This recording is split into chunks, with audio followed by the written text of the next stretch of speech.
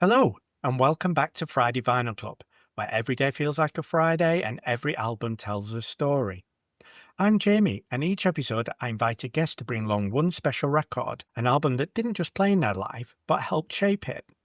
This isn't about chart positions or critical reviews, it's about those personal soundtracks, the records that stay with us long after the needle lifts. Today, I'm absolutely delighted to be joined by my friend Dion Woodbury from New Zealand. I first met Dion through our mutual love of everything Split Ends, Crowded House, and in fact, pretty much all things in the wider Finn related universe. So, music has always been a big part of our conversations, and I'm really excited to hear about the record he's chosen for today. That record is Destination Beautiful by Andy White, a wonderfully crafted, poetic, heartfelt record from one of Northern Ireland's most distinctive songwriting voices. But before we dive into the album and Dion's connection with it, let's rewind a little. Dion, welcome to Friday Vinyl Club. How are you feeling today? Yeah, good, thanks, Jamie. It's probably early morning here compared to evening for you in New Zealand, but no, doing well. And the sun's shining. Got The great sun is weather over there. shining. Yep. Yeah, it's all right for some. It's still freezing cold here in the UK, I can tell you. So, Dion, we've known each other a little while now. We've connected through the world of Finn related music, so Split Ends and Crowded House. And I think we'll probably touch on elements of that during this conversation. But before we get into that, I always like to start right at the beginning, thinking about your personal connection to music and maybe your early music memories. What was it like in your house growing up? Yeah, it was interesting, Jamie. My parents weren't big record people. They had the radio on all the time, which sort of had the I guess the classic sounds of the 1970s for me as a toddler and a small child. But I did have two sisters, and they were 7 years and 10 years older than me, and of course they were sort of getting into the music scene. My older sister was a big Kiss fan, and so the visuals of that probably as about a 4 and a 5 year old. I used to draw Kiss pictures and things, but it wasn't so much the music. But I remember the records. But she also had Bowie and she had Queen, and all of that sort of resonated. And then my other sister one day went and bought two Beatles albums. I remember that it was Sergeant Pepper's and Help, and they're probably the first albums I remember sort of sneaking out of her room and putting on the turntable and listening to, and that was really my introduction, I guess, to my lifelong passion of music. Those two Beatles albums. So you were drawn to the artistry of Kiss, but more to the music of the Beatles. What Yeah, was I the think that's reason probably for that? a good way of saying it. Yeah, when I sort of first discovered my older sister's Kiss albums, I would have been probably three, four, five. And that probably went on till I was probably about six. I think my other sister would have bought those Beatles albums when I was about six. So I was pretty young when I sort of discovered I really liked listening to music. Did you start to sort of formulate your own taste in music? What was the influences you had outside of that growing up? Yeah, I think a lot of that had to do with TV at the time in New Zealand. There were two shows I remember very clearly. There was a show called Ready to Roll, and that would play at 6 o'clock at night every Saturday, and that would have the top 20 countdown. And so that would be my exposure to the top 20 hits, which helped me develop some taste. And then late night, which was a little bit too late for me, sort of as an 8, 9, 10 year old. I think that was about 10 or 11 o'clock on a Saturday or Sunday, was a show called Radio with Pictures. Um, Probably predating the MTV days, and that's where I sort of started to discover, I guess, the music of the times and new music and develop a bit of a taste. That's possibly where I first came across Split Ends, probably about 1980, well, 83. I'm thinking. As we're growing up, we end up hooking onto a band or hooking onto a sound that we Yep. want to define ourselves and kind of make our own. So do you remember a defining time where you connected with something yourself and you went, that's for me. I can resonate with that. Yeah, definitely. Yeah, I'd had an introduction to Split Ends through television more so than records.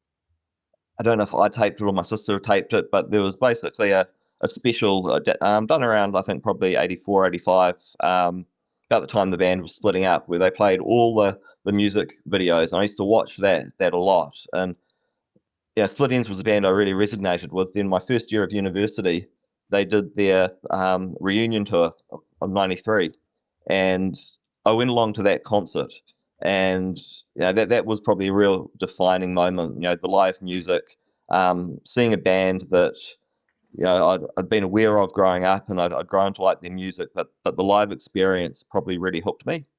And at the same time, they released this spellbound TV documentary about the band, like Chun's book, Stranger Than Fiction, and the gold and silver box sets of all their albums. So it was sort of like a massive explosion of split ends all in the space of a couple of months. And it was during that time it was like, right, this is the music that really talks to me. And that sort of became the beginning of the obsession of all things branching out from split ends. So was it solely Split Ends at that point in time, or you just you mentioned the word obsessed, which I picked up on there, Dion. Yeah. So was it ends or nothing, or were you spread out? Did you have a little bit of variation? And you say you went to see Split Ends when you were at uni. Were you getting Yep. out to see other gigs as well, and other bands, or were you quite singular in your connection there?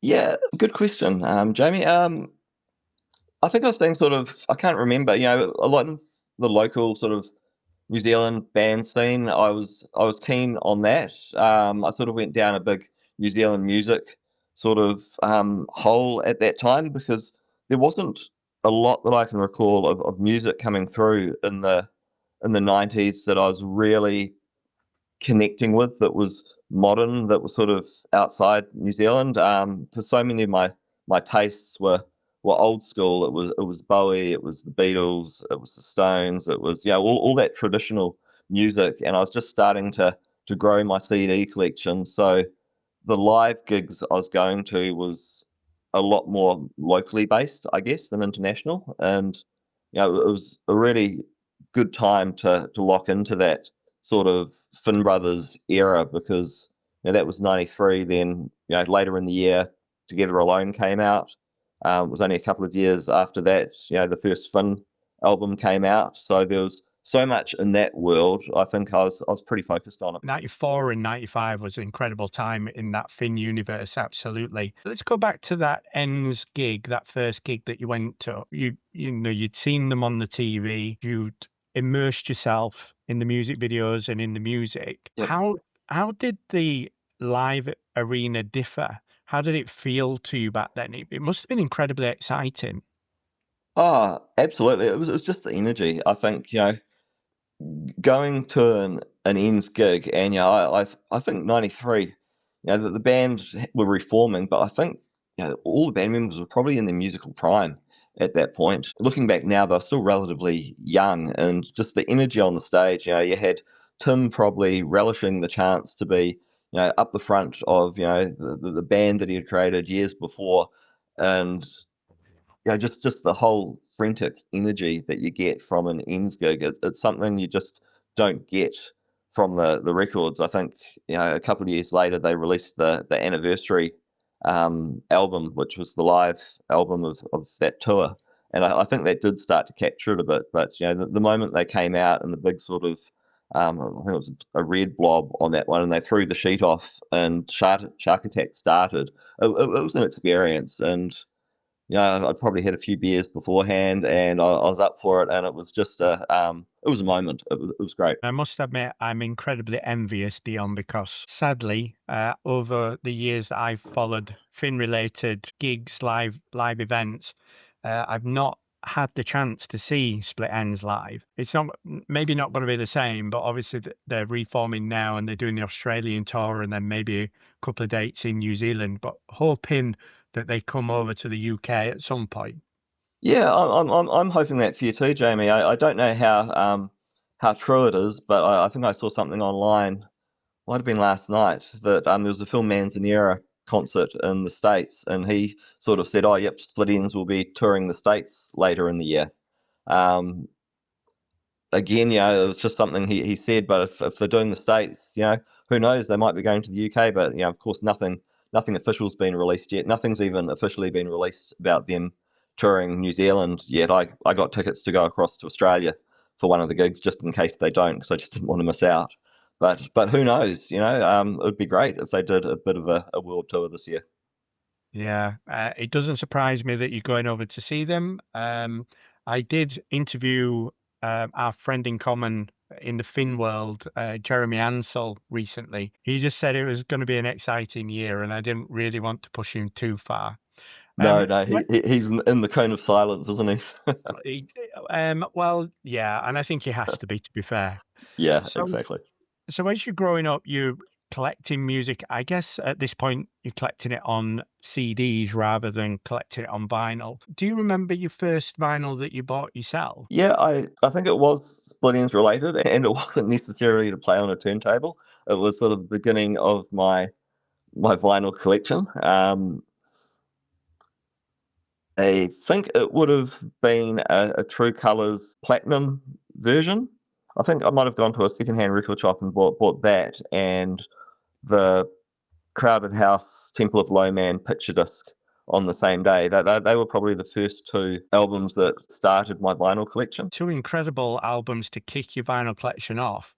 And for listeners, Split Ends True Colors was released on a laser etched record, and they brought out multitudes of different covers. Dion's just mentioned the platinum version there, but there was red, there was yellow, there was green, there was pink. How many versions of it have you collected over the years, Dion? I dread to ask. I'd have to look. If we're just talking vinyl, I Uh, think I've got about 15, 16. Oh, Um, just of True Colors. just a trick, possibly more. They're not all different color variants. I think I've probably got about 11 or 12 color variants. But there's one from different countries and things. But yeah, True Colors is probably the largest single album I've got in my record collection by a distance.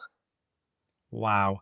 And then you doubled it up with a Crowded House, Temple of Low Men picture disc vinyl, Yep. which is a holy grail and one that I have not yet been able to either afford or find for my Ah, collection. Yeah. So I'm incredibly jealous of that, Dion. oh, yeah. It was yeah. That was my first early find in a secondhand shop many years ago. So it really surprises me, given the enthusiasm around Fin related universe and especially split ends when, we've had our conversations, that you decided to not bring a split ends album into Friday Vinyl Club. Instead, you've chosen Andy White's Destination Beautiful. Yep. Why the left turn there? Yeah. For me, it was that was such a significant album. A bit of a backstory around it. It was that era, sort of 93 to 95, where I was just immersed in that universe. And there was the creation of the band Alt, which was Liam O'Moynley from Hothouse Flowers, Tim Finn from Split Enz Crowded House, and this guy I'd never heard of, Andy White. And they were playing a little venue in Wellington, and it was the first time they'd ever played live. And there really wasn't anything known about this group. Everyone sort of knew Tim Finn, and most people knew of Hothouse Flowers. And so I went down to this gig, and it was in a venue called the James Cabaret in Wellington, which doesn't exist anymore, but it was a very sort of small gig. That's where actually the Finn brothers played their gig in Wellington for the first Finn album tour. And there was sort of a bit of a sense of anticipation. What is Tim Finn doing with these two guys? And there was no album that had been released at that time, and it's the gig started, I think, with Liam Moynley coming out with the bodhran and playing a traditional Irish song, just him in the bodhran, and that was pretty interesting. And then Tim Finn came out just on the piano and did a beautiful rendition of "I Hope I Never."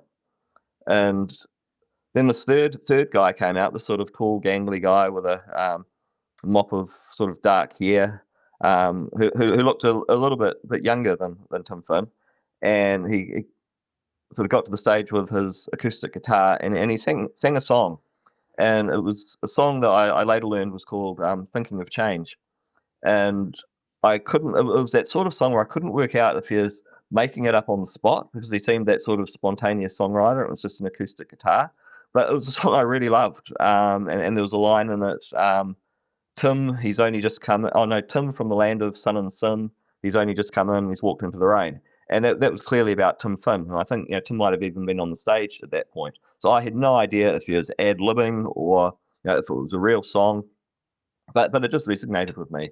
And then the actual Elf concert probably remains for me one of the great concerts I've been to.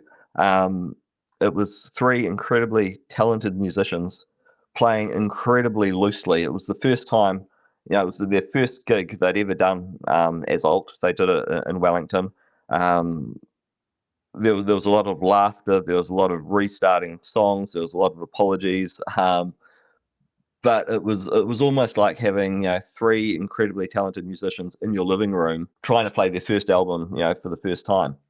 And I can still remember that gig like it was yesterday. And the following day or two after it, that was when the album was released, and it was also when the anniversary album of the Split Ends gig we spoke about earlier was released.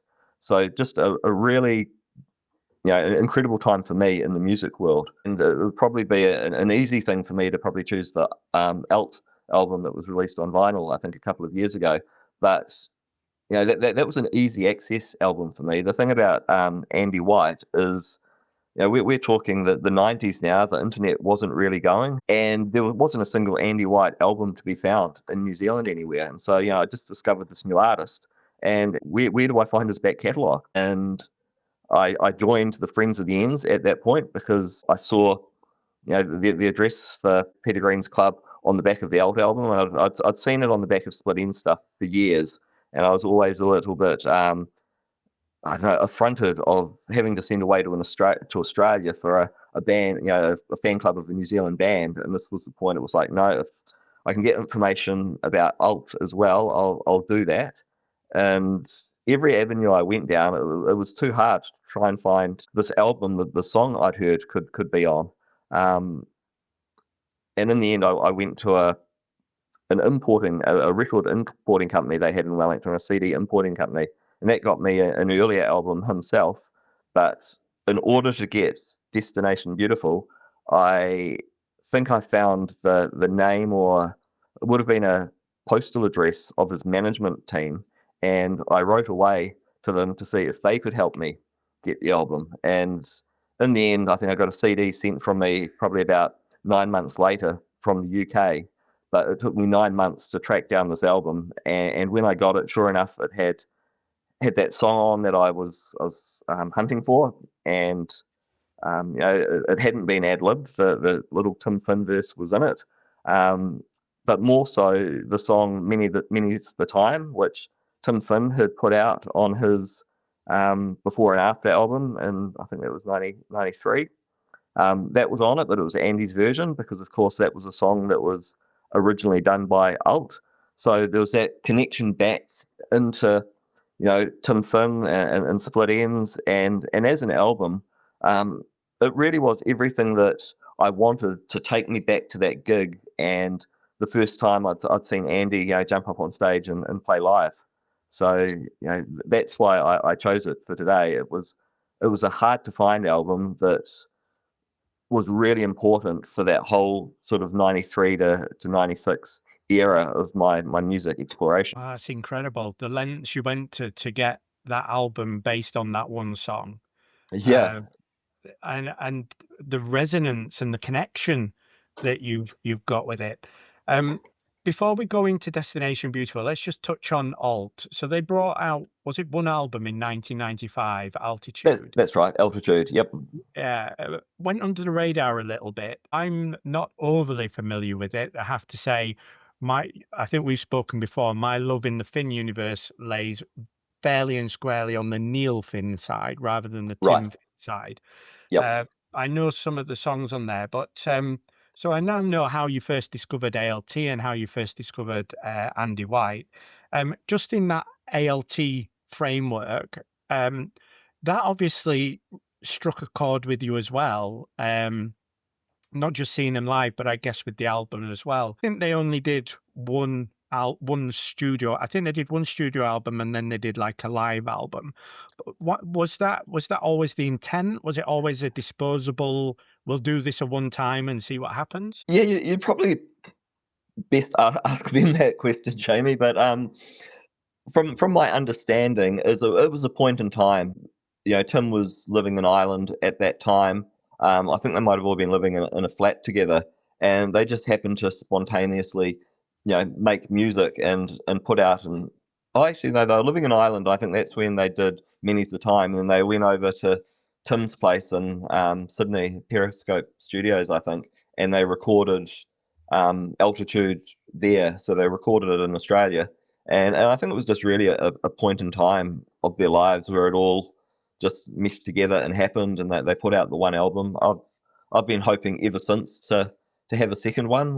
It came close with the AT album when during COVID, Andy and Tim sort of shared files across the internet and put out an album, which was probably my album of the year that year.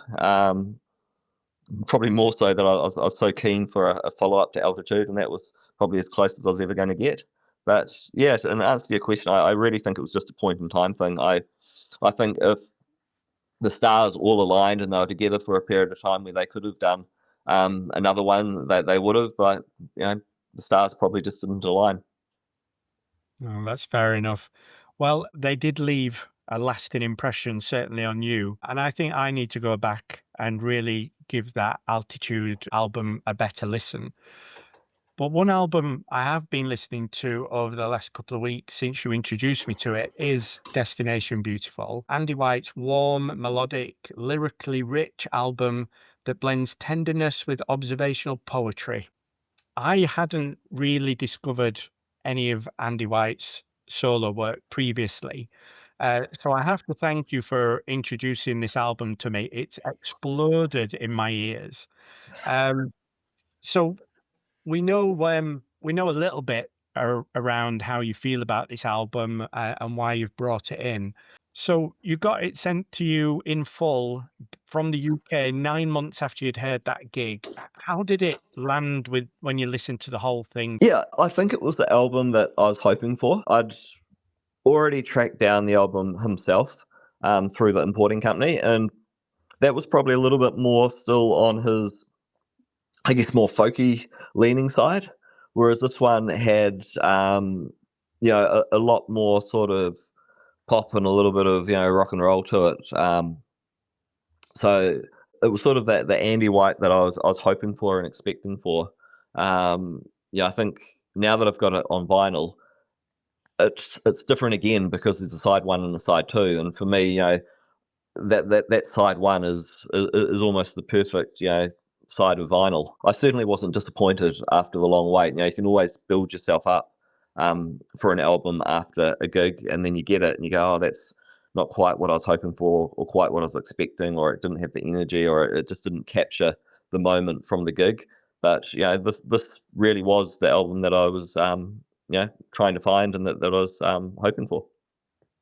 What pulled you into it? Was it the voice? I mean, that opening track, that guitar work, it explodes into your ears, doesn't it? Yeah, What, what if you could sum it up? What was it about this album that you really sort of fell in love with? yeah, it was the power. Andy's got quite a unique sort of Irish voice. He's that sort of balladier songwriter. He's almost got a bit of a Dylan-esque storytelling to his music. And I'm a sucker for a decent acoustic guitar and a story in a song. And this one does burst open with street scenes from my heart, and I thought that was a fantastic song. It was the first time I'd heard it when I listened to the album, and then it went straight into Thinking of Change, which was the album from the gig. And then after that it went on to a John Lennon tribute, just called John. That had me from those first three songs. And then number four is Many's the Time. So that first song that brought Elk together, it really had it all. It was an album that takes you on a journey. Originally, I was going to call Punks Outside the Secret Police as a bit of an outlier on the album, But Mm, as I then listened through, when you got to Kayo Baby, there's a similar right. feel on that song as well. So there's a bit of an Yeah. edge to this album. It's not just nice crafted pop, is it? There's a little bit of there's a little bit of indie in there. Like you say, there's a bit of rock in there. Um, Yeah. are there any sort of tracks that you would call out as being kind of like your ultimate favorites on here? For me, it really does come back to those first four, I think. Street scenes from my heart going into thinking of change. For me, I'll never get tired of hearing those two songs together. Yeah. And probably just because the memories it takes me back to of that first gig, seeing Andy up there with the acoustic guitar. But I do think about it as an album as a whole, because as you say, it's got a bit of an edge to it as well. Perhaps an interesting edge that some of Andy's earlier albums didn't have, with Punks Outside the Secret Police, and yet also Chow Baby. It just has a bit of diversity to it. Yeah, I think that's fair. Diversity is a really good word. I kind of thought when I was listening to the first couple of tracks that I'd be able to pigeonhole it, but it takes a lot of left turns. Um, Yeah. so, from that perspective, I was kind of thinking, oh, I've got this nailed, and then there'd be a track, and I'd be like, going, ah, no, maybe not. In Andy White's back catalogue, where does this sit? Where does it sit for Andy, and where does it sit for you when you listen to his other work? That's a very good question, Jamie. For For this time on a morning in New Zealand. Yeah, because he's actually got such an extensive back catalogue now, because he's done so many albums since. Like, there were four albums prior, and I guess the one immediately prior to this, Out There, it started to bring this more pop rock edge. The first three were a lot more sort of folky, a balladeer with his acoustic guitar, thinking probably an early Irish Bob Dylan. I think this was probably the album that started to transition him into sort of what I'd call more mainstream sort of pop type music. For me, this album sits a lot easier in I guess, the Finn Brothers universe of music than probably the earlier albums. And then I guess the albums since um, have sort of gone more down that track. But this is probably the one that I always just return to, that for me sums up Andy and his songwriting really well, because you do have that eclectic mix in it. So it's probably my favorite of all of his albums. Favorites come, I guess, from that emotional connection from a gig, or from hearing something for the first time. I think there'll be a lot of other people who probably love have a favorite of one of his other albums when they probably first discovered him. It's fair enough. Some of the lyrics on this album feel really personal. It's kind of like Andy's writing in a diary style. That's what came across to me. Is this his usual style of writing, or is it unique to this album? No, no, no, very much so. Like, Andy writes poetry as well. He's put out a couple of books of poetry, and his songs. Yeah, that's a really good observation. I think often they're just pages of his personal diary that he's put to music in many ways. You get that a lot more in his previous album, Out There. There's a song called Searching for James Joyce's Grave, and it's literally about his journey one day finding James Joyce's grave. And then there's another one, I can't remember the name now, that he does with Liam O'Moynley. And again, it's essentially a musical rendition of the page out of his diary. Let's talk about a couple of tracks. Let's do a bit of a deep dive. So obviously John is written about John Lennon, and as I was listening to that for the first time and it started, and I was like thinking, this can't be about John Lennon. It can't be about John Lennon. And I'm like, it's John Lennon. Um, what's the background on that? Is it just a love letter to John? I think it is. I honestly think it is. I think Andy's a big fan of the Beatles and John Lennon, and he wrote what's a pretty simple song. I remember the first time I heard it, it was a bit jarring coming after Thinking of Change. I was exactly like you. It's like, is this John Lennon? And then it's like, yeah, no, that's John Lennon. Yeah, because I think it finally clicks. Because I think this is a line where that mentions Yoko and Sean as well. It's like, yep, that's definitely John Lennon. Yeah. But yeah, I think it's as simple as that. It's like he just sat down and composed a song, which yeah is essentially a love letter to John Lennon. And it is a beautiful love letter to John Lennon. One of the other tracks that grabbed me was a track called "Learning to Cry." Right. Yep. I really enjoyed that. What are your thoughts on that particular track? Oh, it's a beautiful song. It's obviously a personal song. I've got the vinyl. It's an absolutely lovely way to start side two. Of course, I've only heard it on the CD before, and I think listening it on vinyl gives it's a different listen. You get to turn the vinyl over, and yeah, it starts out with "Learning to Cry," which is a beautiful personal song. I also enjoyed "I Couldn't Leave You." That Oh, was yep, near the end, but yep, I thought that was a beautiful track. Are there any yep. tracks on this album that maybe when you were first listening you didn't fully appreciate, but over the years that you've been listening to it have grown more and more in your affections? Yeah, you certainly punks outside the Secret Police. Like for me, even looking, it's a song that comes after Many's the Time, which it's a track that I love, and then you sort of get this jarring sound come in, and this song that just doesn't fit in with any of the songs that have come before it, and then the song after it, She Doesn't Want You Anymore, is a very slow, tender song, and it was like that just feels so out of place. So I struggled with that on the album to begin with, but now I love it. It's just such a left turn that then suddenly goes back right again. For me, it really makes that side one now. But in the early days, it took me a while to get my head around it. Touch on Many's the Time. So I was surprised when this came into my ears, Andy's beautiful version of it. My only connection or interaction with that song obviously is Tim Finn and the version that I heard early on when I was starting to follow the Crowded House universe. Right. Yep. So how did how did it come about? Is this the one they wrote in Dublin and then Tim went and did his version and then Yep. allowed Andy to do it? Or have they both got writing credits and it belongs to both of them? Yeah, it's essentially an alt song. So it was the very first song the three of them did together. They wrote it in Dublin, I think, after they were struggling to get into a nightclub, or they were finally welcomed in. And again, it's a song that tells a story. Um, and what I love about that song is it's clearly a song that's had input from all three songwriters. There's very much, a very clear part of Andy in there, and a very clear part of Tim's songwriting, and probably less so from Liam O'Moynley, but there's some beautiful parts that he contributes as well. So it's very much an alt song. And the new vinyl version of Altitude that's been released, their versions on it. So there is an alt version, there's a Tim version on Before and After, and there is this Andy version on Destination Beautiful. And all three versions are sort of the same but quite different. Hmm.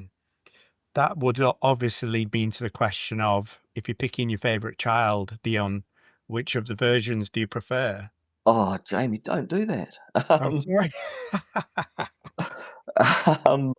Probably for me, it goes back to the Tim film on Before and After that. That was the first version I heard, and the first version I really liked. Um, Andy's version sits so well on Destination Beautiful, so I don't see it as a standalone song.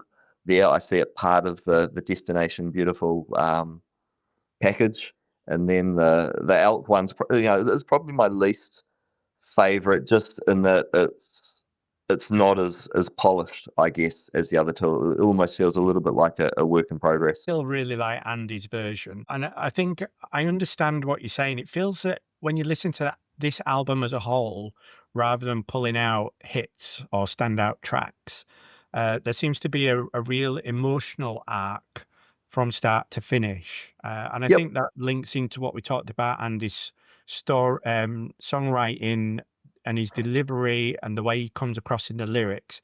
Do you think that there's an intention that this album needs to be listened as a whole? Do you think Andy intentionally created something in that way? Because he's got 12 tracks on, which is quite a lot nowadays for an album. Yeah, yeah. Like I think he is a songwriter who writes albums. I would probably he's only put out one compilation that was quite some time ago, and I really don't listen to that.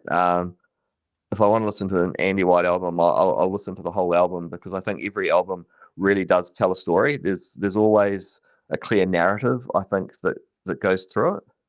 I almost feel I've lived Andy White's life with him. He was probably in his, I don't know, late 20s, early 30s, I guess, when I discovered him. And in his albums, you sort of go through him, becoming a father for the first time. An album a couple of years ago, it was very clear that they were going their separate ways in his marriage, and he wrote very personally about that. And he lets you in on his life, and I think I said it earlier, he kind of puts his diary to words, so it makes sense to listen to those albums as a whole, because there usually is a bit of a theme, even if it's just a period from his life. That's what the album represents. Mm. I think, given what you've just said there, he's obviously had a heck of a life. But I got a sense of optimism from this record. I didn't feel Oh yeah. it was overly melancholy in any way. Nope. Nope. I think it was probably a really interesting time of his life then. That was bang on the time that Alt was starting to do things as well. And I do sort of sense a little bit of Tim Finn in the writing style there, maybe a bit of influence that crept through.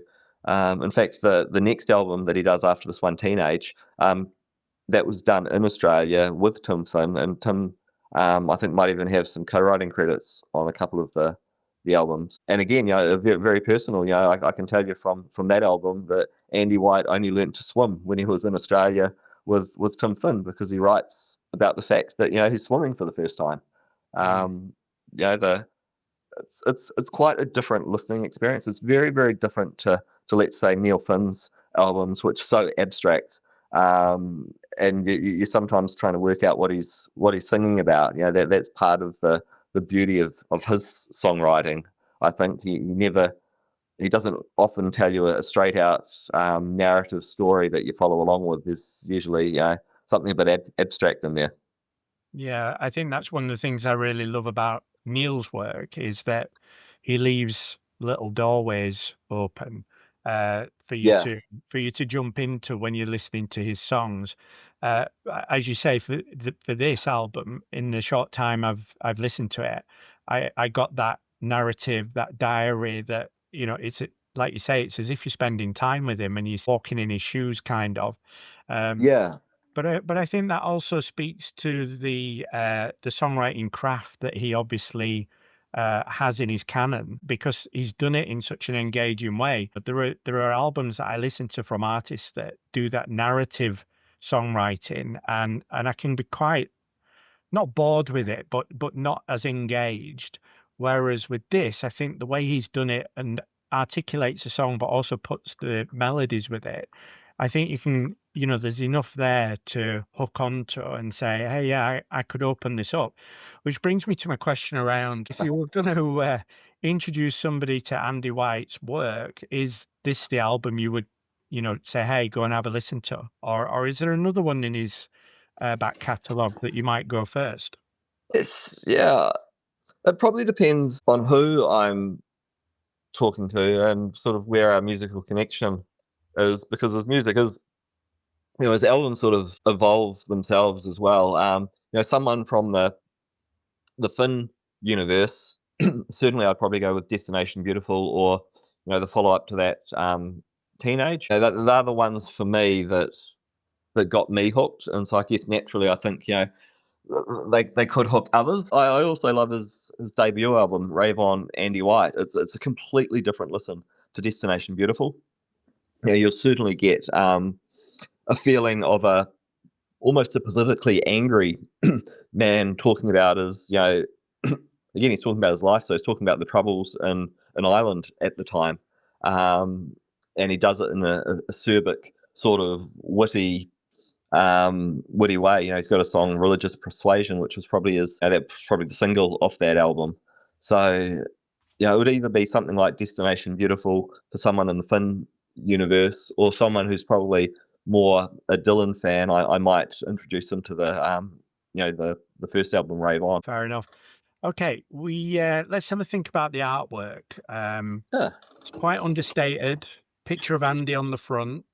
Yep. Uh, what what when you saw the artwork first time round, and now you've certainly got the vinyl. Obviously, we enjoy having the artwork in our hands. What were your first thoughts when you saw it? Yeah, that very, very sort of Andy White. It's a very, it's just him sitting there on a bench. I guess that's the Andy White that I kind of remembered from the Elk concert as well. It was taken sort of around that same time. One thing you'll notice, which is very sort of an Andy White trademark on his covers, is the actual Andy White is written in his writing style, and so virtually all of his albums you'll find he's got quite a distinctive way of writing. That writing appears on, I think, probably nearly every album after.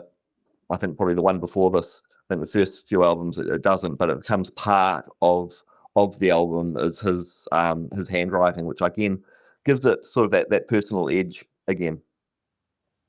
Yeah, and I'm looking at a version of it now, and it's yellow on a background of flowers. Yeah, It almost blends in as if it's there, but he doesn't want it to be brazen or showy. It's just really understated.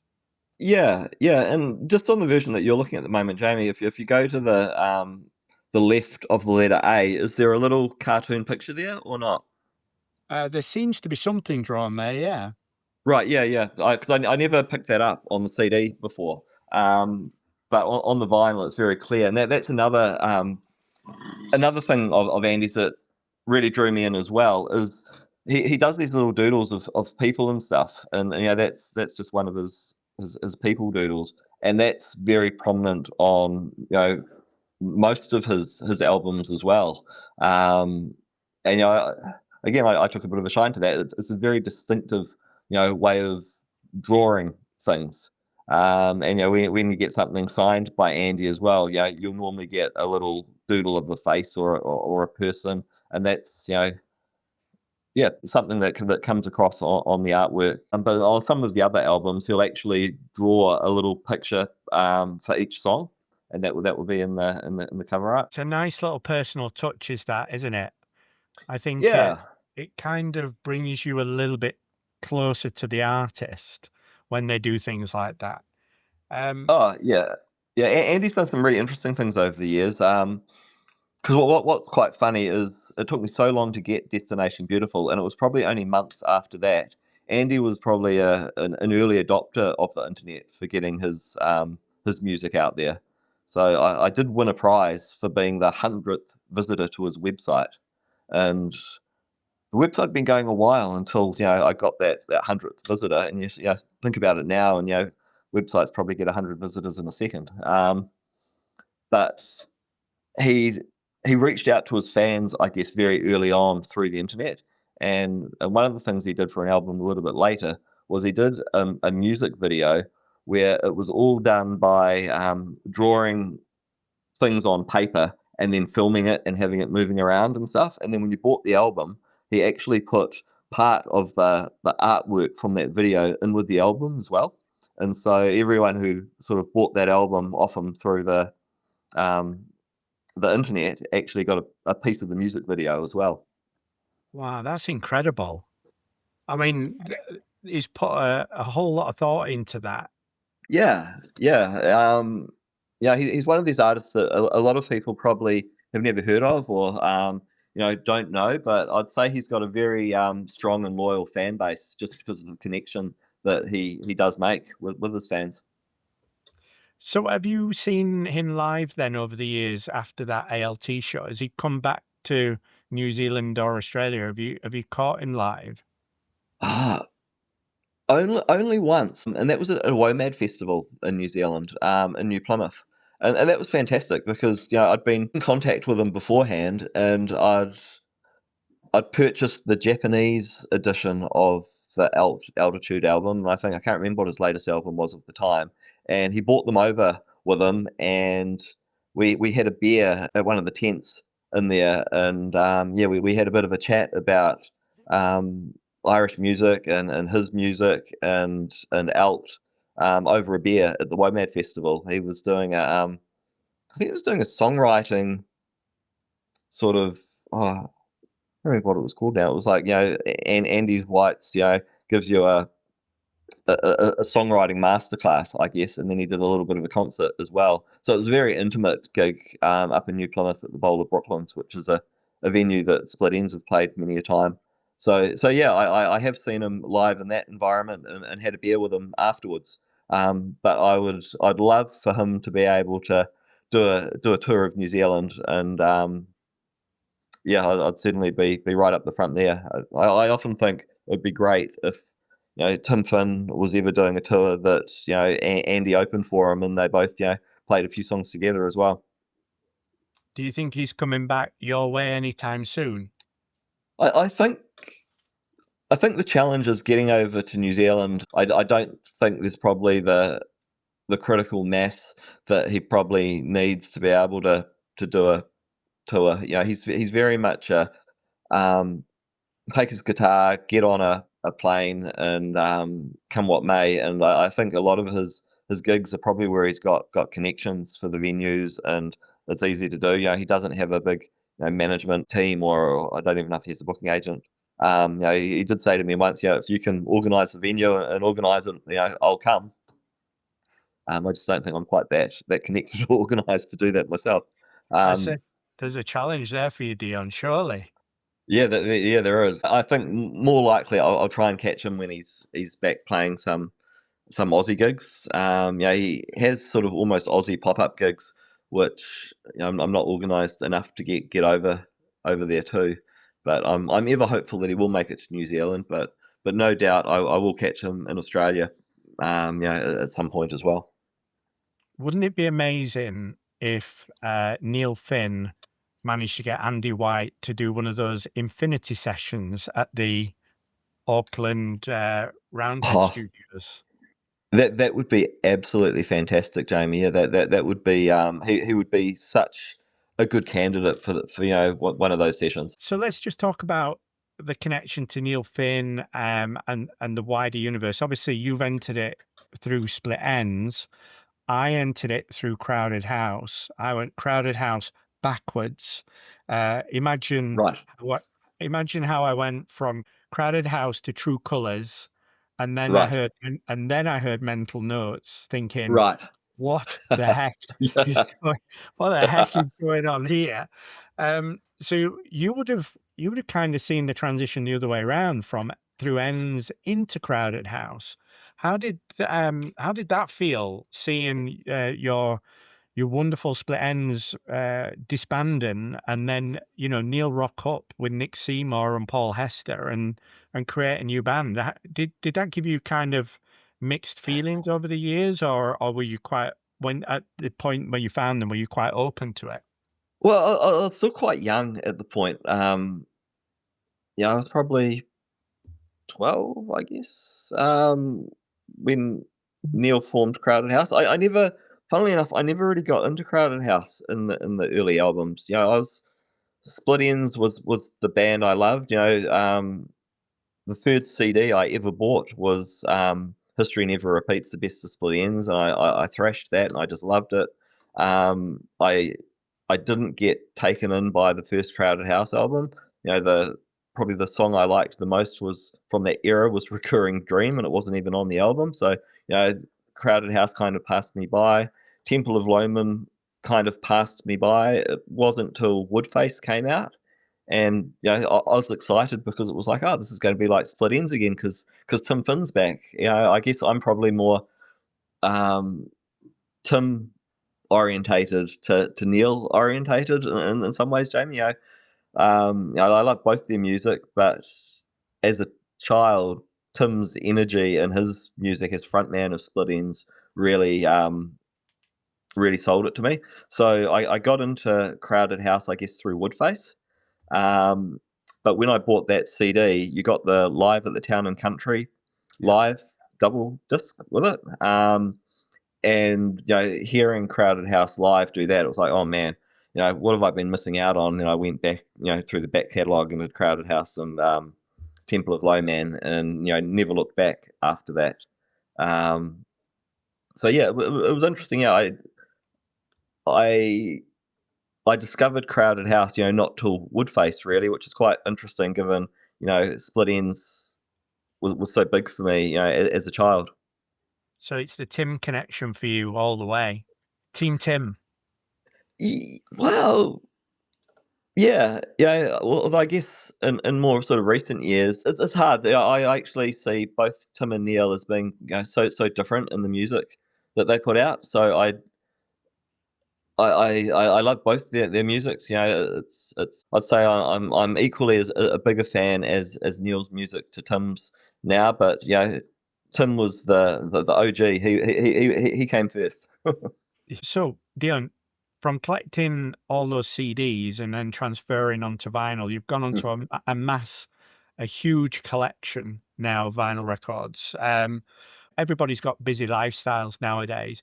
Have you got time to sit down and listen and flip your albums, or are you kind of somewhere in between?